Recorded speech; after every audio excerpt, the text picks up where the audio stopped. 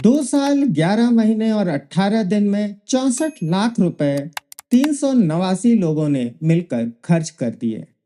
इस दर पर प्रति व्यक्ति प्रतिदिन 15 रुपए 26 पैसा खर्च कर रहा था। मतलब महीने का 457.8 रुपया।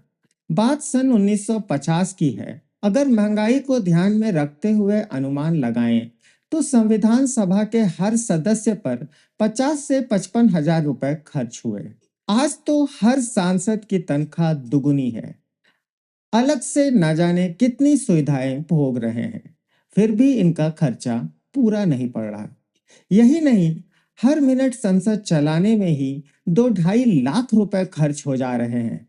1.5 करोड़ प्रति घंटा 6 घंटे की बहस के लिए।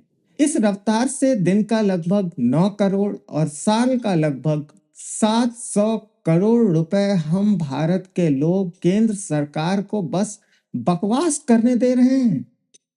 अब सोचिए, राज्य से लेकर पंचायत पर बहस में कितना खर्चा हो रहा होगा। हम यह खर्चा क्यों कर रहे हैं? ताकि जन गण मन अधिनायक बने रहें। जो जन लिया जन बन गया। कई जन मिलकर भीड़ बनाते हैं। जब जन के मन मिलकर एक समूह बनाते हैं तब गण कहलाते हैं। मन का मिलना विचारों के मतभेद में भी संभव है। समस्या मतभेद में नहीं होती, समस्या मतभेद के केंद्र में होती है। अगर केंद्र में अमृत है तो मंथन जरूरी है। विष्णु पुराण में सुर असुर ने मिलकर मंदार पर्वत से समुद्र मंथन कर अमृत निकाला था। क्या अकेले देवता यह कर पाते हैं? घी निकालने को भी मक्खन को तो मथना ही पड़ता है। भागलपुर दुमका राज्य मार्ग पर भागलपुर से लगभग 40-50 किलोमीटर पर बांका में मंदार पर्वत स्थित है, जहां समुद्र मंथन हुआ था।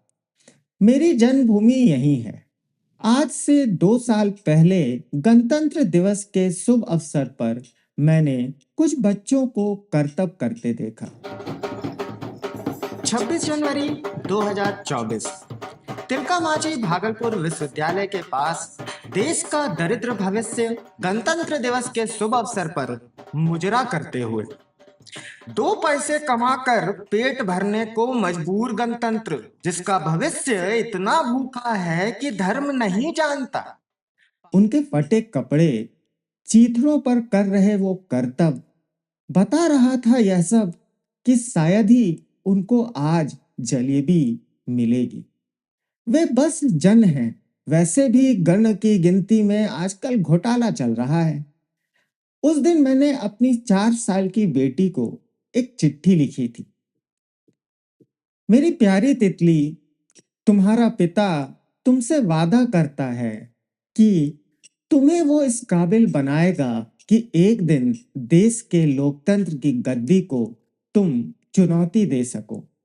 तुम इतनी ऊर्जा और ईमानदारी होगी कि तुम इस लोक में इसके तंत्र को संभाल सको। फिर तुम अपने जैसा इस देश की हर बेटी और उनके भाइयों को बनाना, ताकि वे तुमसे तुम्हारी गलती का हिसाब संवैधानिक तरीके से ले सके। अगर वे तुमसे काबिल निकले तो तुम गद्दी छोड़ देना। तुम उस गद्दी के काबिल नहीं हो। सहजता से मान लेना अपनी कमियों को। फिर उन कमियों को दूर कर पाओगी और तुम्हें अहंकार का कभी सामना नहीं करना पड़ेगा। तुम विपक्ष के साथ भी विकास कर सकती हो, ये भरोसा उन्हें हर पल जताते रहना, उनका सम्मान करना। बिटिया, तुम इस देश को संपूर्ण प्रभुत्व संपन्न समाजवादी पंथ निरपेक्ष लोकतांत्रिक गणराज्य बनाना। बेटा, तब आएगा अमृतकाल। तुम इंतजार ही मत करना, एक दिन बगावत भी करना। ये अमृतकाल तुम्हें हर पल बनाए रखना है, ये बताना हर पल में कि एक पूरा युग बसता है। सोचो, आज तुम जहां भी हो वहां सिर्फ इसलिए हो क्योंकि तुम वहां जरूरी हो। तुम्हारा जीवन हर पल परफेक्ट है, ये तुम हर पल याद रखना। तुम्हें कभी उदासी नहीं बुलाएगी, सुख की सखियां साथ निभाएंगी। अभी बहुत काम बाकी है, जल्द मिलेंगे तुम्हारा सुक्कू। 2 साल बाद आज भी जब मैं आस पड़ोस में देखता हूँ, बहुत कुछ बदला नहीं है। अब बस सब कुछ ऑनलाइन हो गया है। हमारे बच्चे मुजरा भी अब ऑनलाइन कर रहे हैं। छोटे मोटे बच्चे तो प्रवचन दे रहे हैं और जन का बस मन लगा हुआ है। गन को तो भक्ति चला रही है। व्यवस्था तो अब बची नहीं। जहां देखते हैं लोग अनमने ढंग से जिए जा रहे हैं। मजदूर होना कोई बुराई नहीं है। मजबूर होने में अच्छाई क्या है? यहाँ मैं आपके सामने मजबूर हूँ। मैं प्रेमचंद की तरह खुद को कलम का मजदूर मानता हूँ। मुझे मेरी मजदूरी नहीं मिल रही। मेरे पिता हिंदी विभाग के अध्यक्ष होकर सेवानिवृत्त हुए। बचपन से उन्होंने मुझे बाल उपन्यास से लेकर महाभारत, रामायण और संविधान लाकर दिया। महाभारत के 18 खंड मेरे कद से भी ऊंचे थे। मुझे तब पढ़ना भी नहीं आता था, पर पिताजी कहानियां सुनाया करते थे। लेखक बनने का सपना मेरा बचपन से रहा। एक दिन मैंने पिताजी से पूछा कि कोई लेखक कैसे बनता है। उनका जवाब बड़ा सरल था, जो लिखता है लेखक है। मैंने लिखना शुरू कर दिया। 2 साल तक मैं लिखता चला गया, हर दिन। आप मेरी किताबों को पढ़ सकते हैं। लिखने से पहले मैंने बहुत पढ़ाई भी की, आज भी करता हूँ। इंफॉर्मेशन टेक्नोलॉजी से बीटेक की डिग्री भी मिली, जिसका परिणाम हुआ कि मैंने अपनी रचना को दुनिया के सामने रख दिया।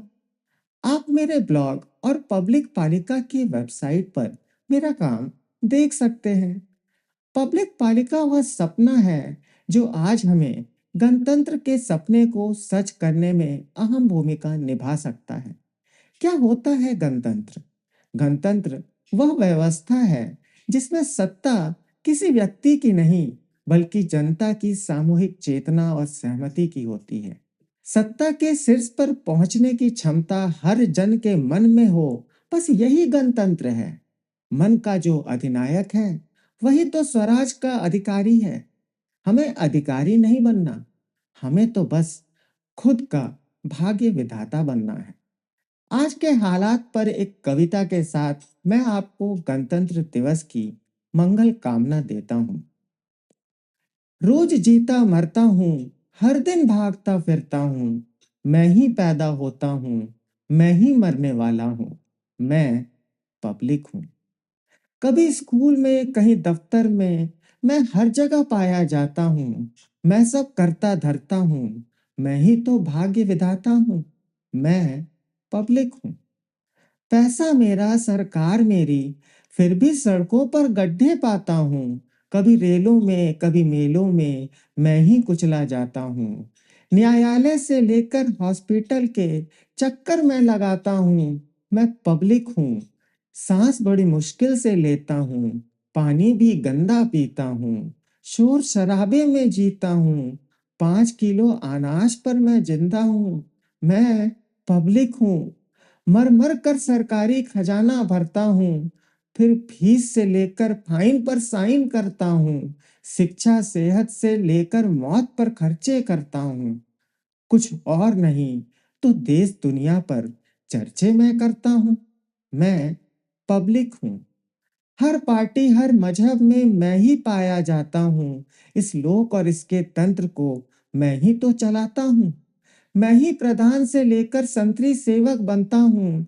बाजार से लेकर परिवार मैं ही तो बनाता हूँ।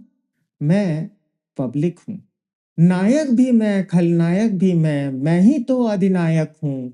जनगण में मैं ही मंगलदायक हूँ। मैं पब्लिक ही नहीं, रिपब्लिक हूँ।